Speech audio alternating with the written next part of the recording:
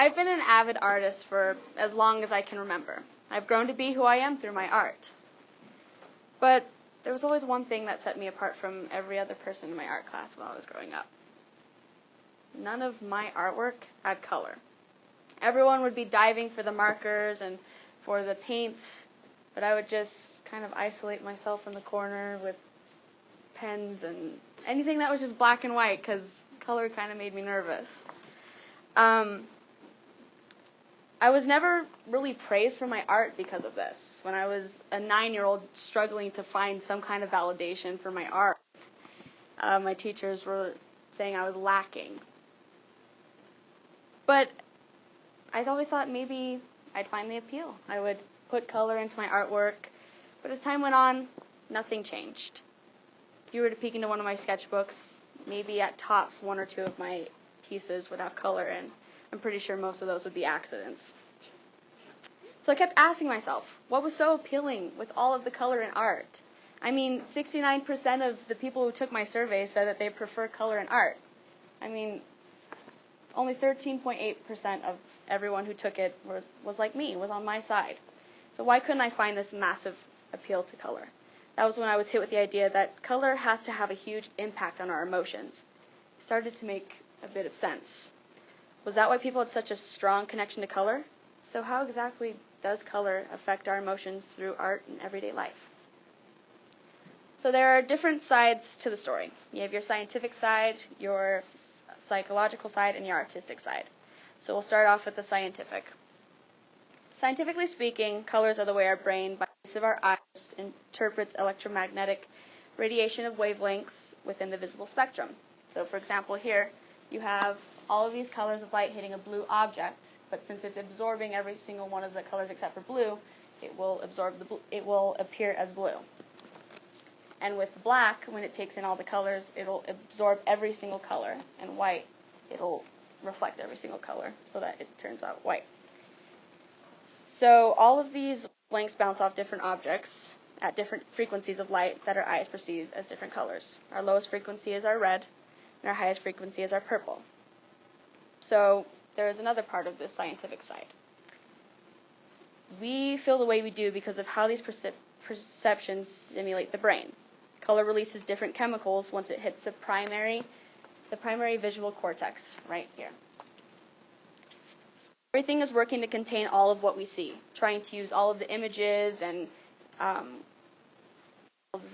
pictures we see to create memories. Our brain utilizes the colors that we see so it can remember, which almost all of what we see has color. A study was done in 1997 at the University of Washington where a number of people were questioned about their memory. 66% of the people said they remembered the color of the objects rather than the objects themselves.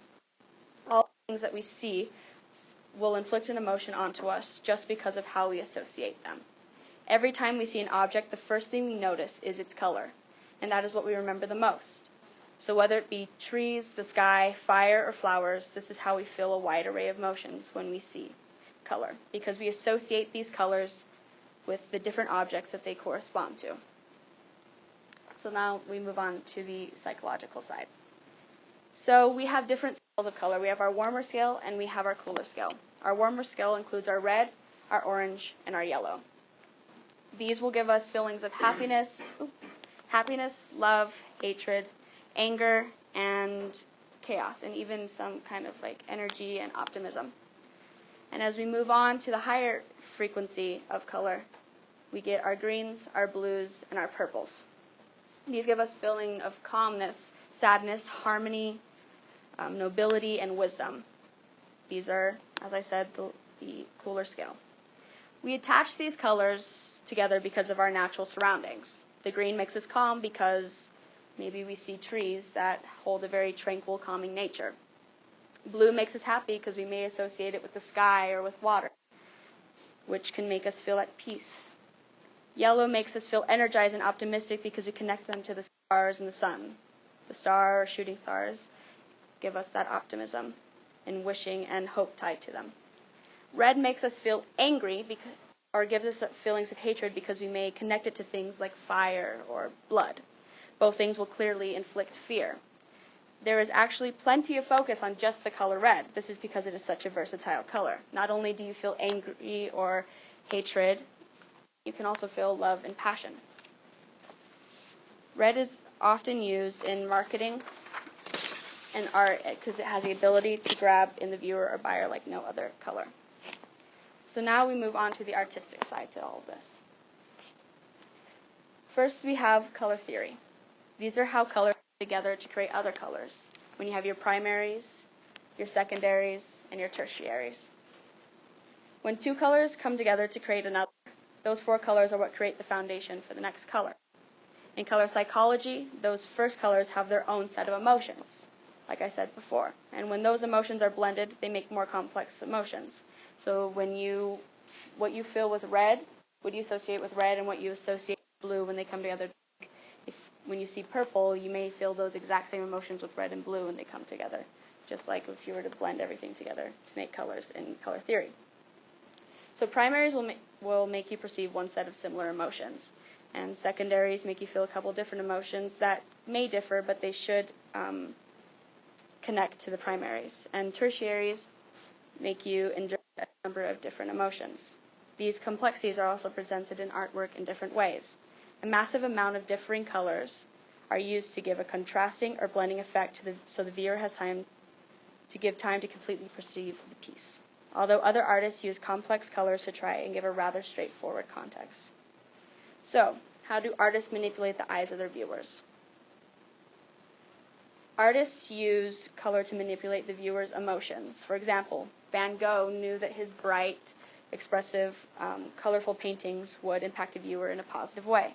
His contrasting use of color, like in this painting here, when you have your blues and you have your yellows, they kind of hit off of each other.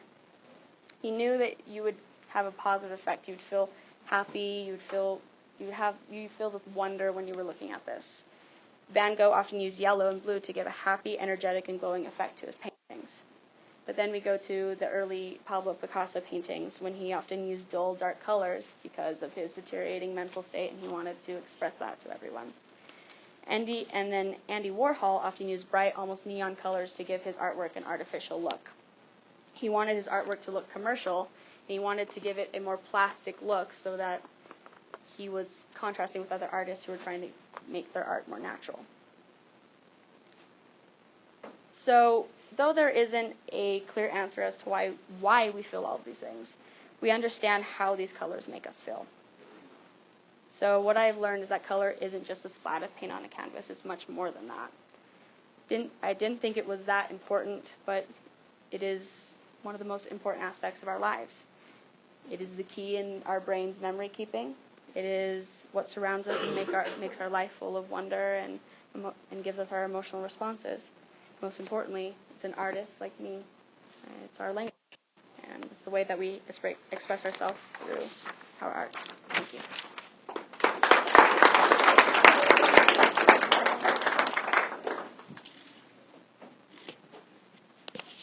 What do I push?